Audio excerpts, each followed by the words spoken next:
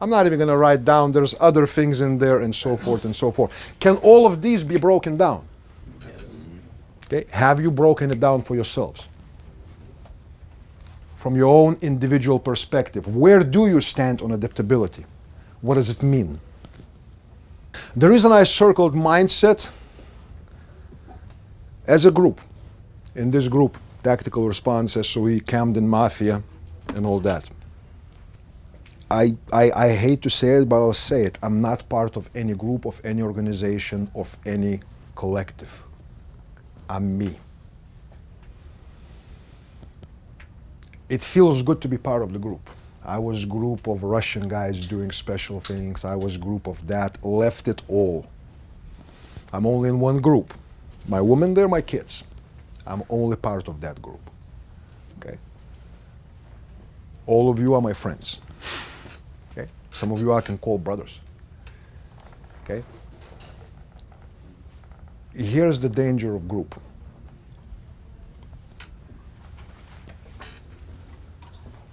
You cannot ask for accountability from a group. You cannot ascribe, point out guilt to a group. It's going to be shared. It's going to be spread. Thus, it's going to be diluted. Personal accountability will be diluted. So, as a group or someone in the group, but he associates with the group, when he fucks up, we'll share it, right? No, fuck him. It's his. This is not in the personal life, guys. I know in this group, in Tactical Response group, people went through tragedies in life. And it's important, you know, shit that Anthony went through, you know, it's great to see the support and moral support and people kind of like cheering up. That's not what I'm talking about. No one in this group responsible for your fuck-ups in you acquiring true fighting skills. You are. No one but you. Okay? We cannot say, you know, well, in our alumni group, you know, we don't do this shit, so that's why I didn't do this shit. Here's more butthurt coming your way. Guns. Gunfighting classes. Force-on-force training. All the other things that we do as a Tactical Response Alumni, as this tribe. It's good. It's good. What do you think is the ratio of real-life violent altercations, conflicts, where firearms were involved versus the ones that firearms were not involved? And, more importantly, were not warranted. And if you used it in that situation, you would get to know personally, on very close personal basis, Tyrone and Bubba. In places not so distant. 99% of those situations. How many of you, please, don't answer. How many of you, this is a question for you to answer here, in your own dome. How many of you are prepared to deal with 99%? How much of your training, percentage-wise, you're spending on those 99% versus the 1%? God damn, this circle is fucked up like a Russian circle.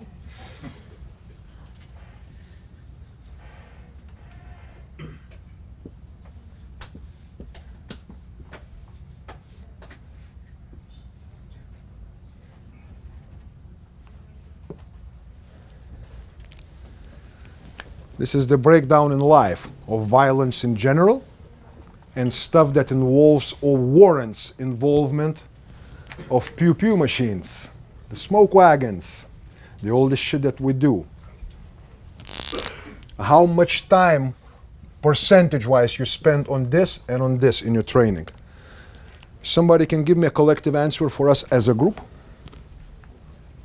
Be honest. You're not gonna like it, you already fucking know it.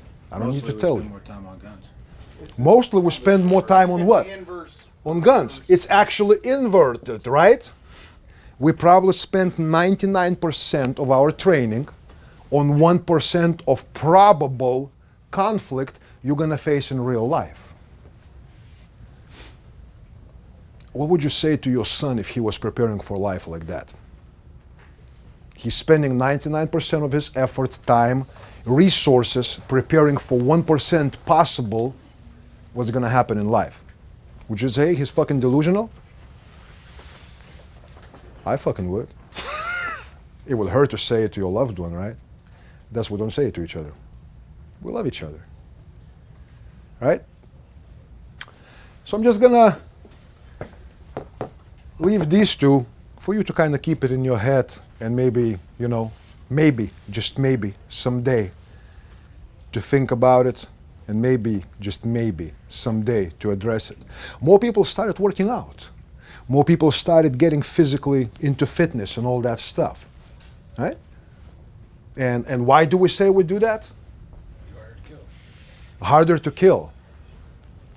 Ask yourself a question, are you better at killing by lifting weights? No. So you would say there's some disconnect there, right? You're building strength, you're training guns, and what's in the middle? A motherfucking vacuum. Why is it? Why does it exist? That shit's hard. That shit is hard! Holy fuck, what we just discovered?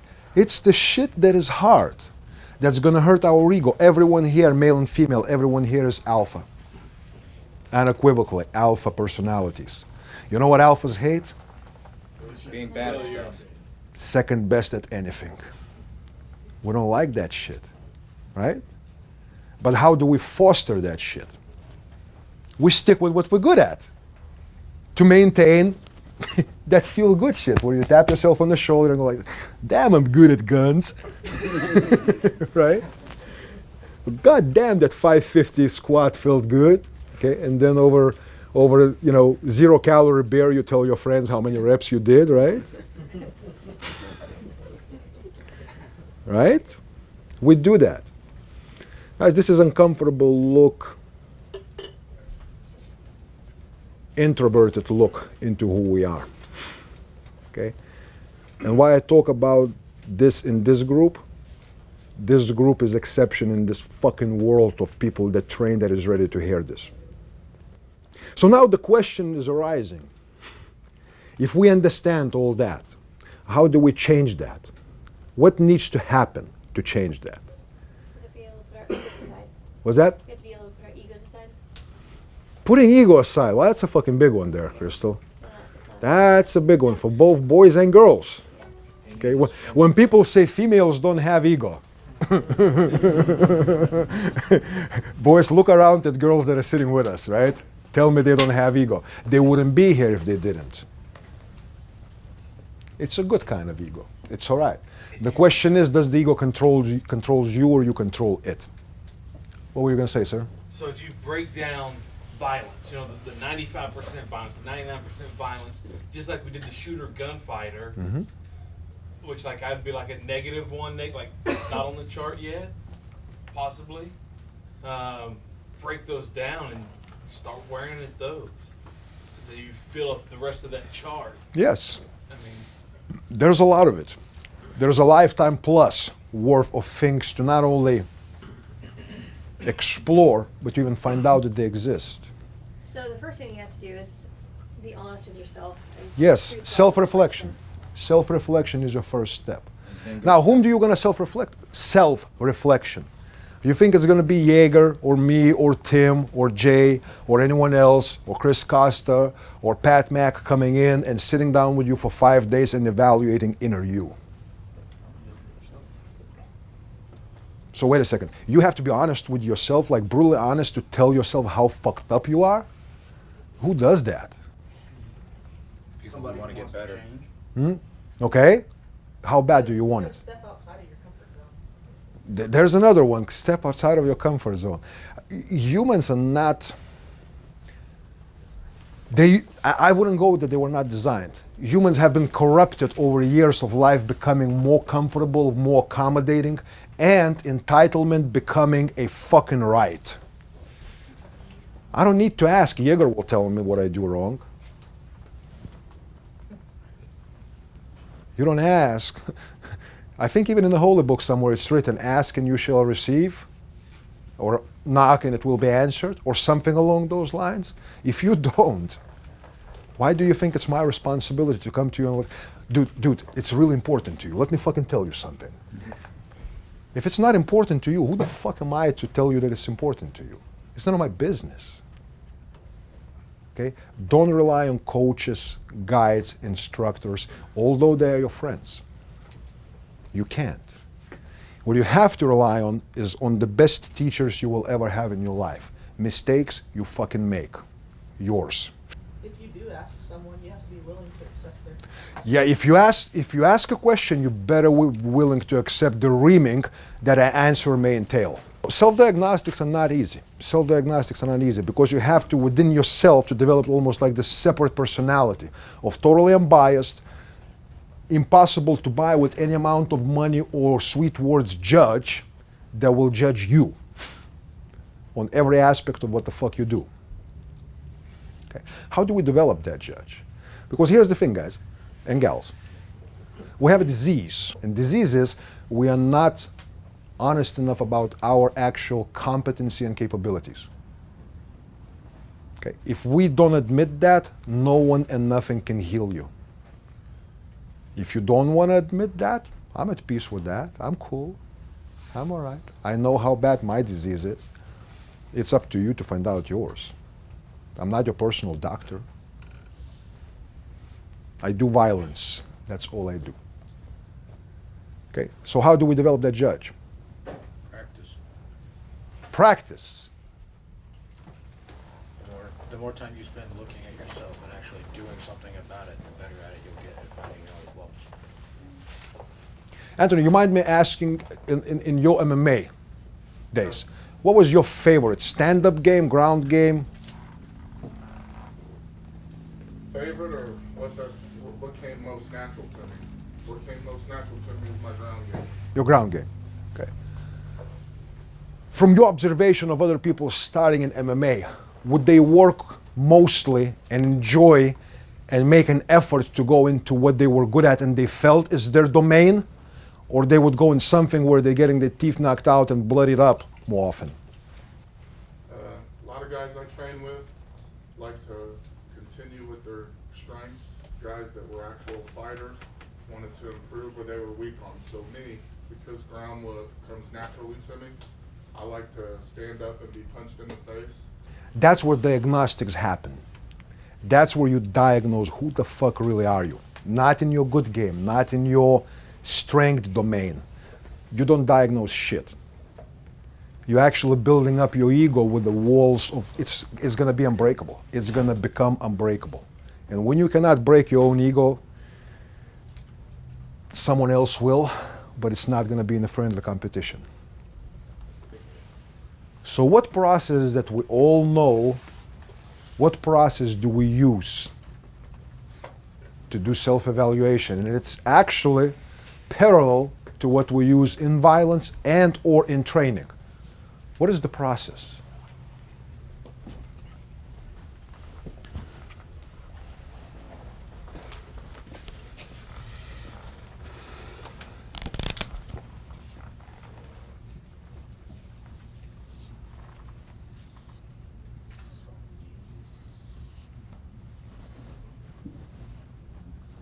What does this stand for? OODA loop. OODA loop. OODA. The only fucking good thing that ever came from Air Force. Alright? OODA loop. What does it stand for? Observe, orient, decide, act. Correct? Good. In your training, which letter of those four we are spending 95% working on? Act. Right? I mean, that's the most important part of it, isn't it? Action is based on what? In this. Let's reverse it. Action is based on what? Decision. Decision we made based on orientation, which was reliant on of Your surroundings, what's going on. everything. Okay, all right. That is cool. That is really, really cool. Yes, I'm looking for a victim. Everybody's like, oh shit. Oh shit. Here it comes. Come here. Come here. I like that Defiant Munitions hat and everything. Me and Pete are good old friends, so yeah. Let me ask you a question. You stand in front of this ugly Russian with the fucking Adidas stripes. Hold on a second. Let me make it more authentic for you. Ну чё, козёл, блядь? Looks pretty authentic, right? Yes. Okay. Could you please define to me what is happening to you now? What is this? Define to the public, please. What was this? I was orienting myself. Huh? I was observing you about to hit me. To hit you, okay? So then I was orienting myself to get out so I could make a move. Uh-huh. Then I decided to make the move and I acted. Okay, good, good, good. What was I doing to him? Can someone please define to me? Attacking him. Attacking him. Anybody, any other definitions, opinions? What was this? Dominating. Dominating. Oh shit, that sounds like BDSM stuff or something. Expressing violence. Expressing violence upon him. Assault? Assault. I was waiting for a legal definition of this, what was happening. You know what? You're all wrong. You're all wrong. You know why? This is not raw data. This is assumption. You project it forward on the simple fact that you're observing in real time. This is assault. You put it legally. Is this assault? Am I assaulting you? Nope. Never hit it. Okay. Is this a threat? Not yet. So why did you all project yourself forward? What's the deal here? Because you gave off pre-event indicators, so you intended to use violence. We've seen this before. Your experiences? Experiences, imprinted experiences. At some point in time, you talk smack to somebody, and somebody went bam, and it did not feel fucking good, right? Okay? So now you have pre-formed, okay, opinion, view, knowledge of what shit means. That is that part of observation in ODA cycle? Are we changing observation into assumption? Yes. We're doing AODA, assumption orientation. You orienting all based on assumptions. So let me ask you a question, how you can come to a decision to take correct action if your data, raw data, is wrong? Chris, how would you make a correct product with fucked up materials? You wouldn't. You wouldn't, it would break. Yeah, absolutely. Right? Thank you, sir. You can sit down. You know what this was? Movement. Pure and simple. Pure and simple. It was piece of meat and bone moving through space from point A to point F. F stands for face. That's it. That's raw fucking data.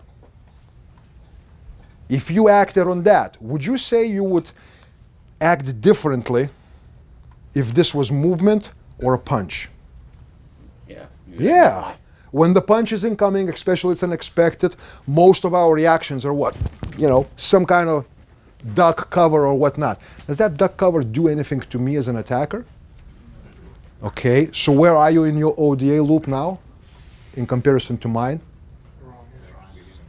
You're falling behind circle after fucking circle, and you're not coming back because your cycle works on not O. Actually, there is an O. It's actually O-A-O-D-A.